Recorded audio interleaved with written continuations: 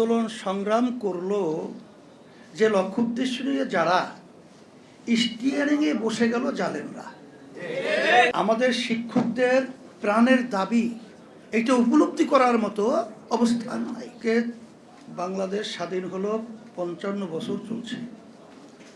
এই ৫৫ বছরে স্যার অত্যন্ত গুরুত্বপূর্ণ কথা বলেছেন যে আন্দোলন সংগ্রাম করলো, যে লক্ষ্য উদ্দেশ্য নিয়ে যারা স্টিয়ারিংয়ে বসে গেল জালেমরা, ধোঁকাবাজরা, এবং যাদের ভিতরে নৈতিকতা নাই, যাদের ভিতরে আদর্শতা নাই, যাদের ভিতরে আমাদের শিক্ষকদের প্রাণের দাবি এটা উপলব্ধি করার মতো অবস্থান নাই।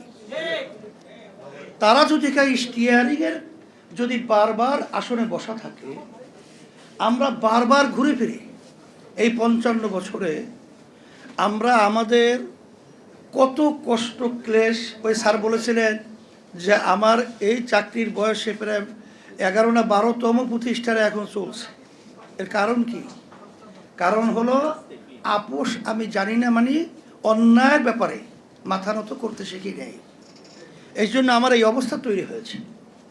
এই জন্য আমি সংক্ষেপে বলবো, আপনারা এখানে রূপরেখা তৈরি করেছেন, 13 দফা দাবি আপনারা তৈরি করেছেন। আমি বলবো 13 দফা 14 দফা লাগবে, এক দফাই যথেষ্ট। বাংলাদেশের সবচেয়ে powerful banking app city touch download করুন। আজকে দেখেন আমাদের বাংলাদেশের সিংহভাগ টাকাগুলো আজকে দুর্নীতিবাজদের কারণে বিদেশে পাচার হয়। ঠিক, দুর্নীতি বন্ধ আজকে হবে। আপনাদের জাতীয়করণ তো ভালো কথা, আরো অনেক কিছু আপনাদের দেওয়া সম্ভব। এটা এই জন্য আমি কথা বেশি লম্বা না করে আজকে যারা প্রোগ্রাম করেছেন, আমি সকলকে, বিশেষ করে আমি আমিরের দায়িত্ব পালন করছি, পরামর্শবিদ আমার মাথায় দায়িত্ব এসেছে, আর সম্মানিত শিক্ষক বৃন্দকে বলবো, আমরা আদর্শবান ভবিষ্যৎ বাংলাদেশে জাতি গঠনের মন মানসিকতা তৈরি করব, আর সেইভাবে আদর্শবান আমাদের ভবিষ্যৎ প্রজন্ম সন্তানদেরকে তৈরি করব।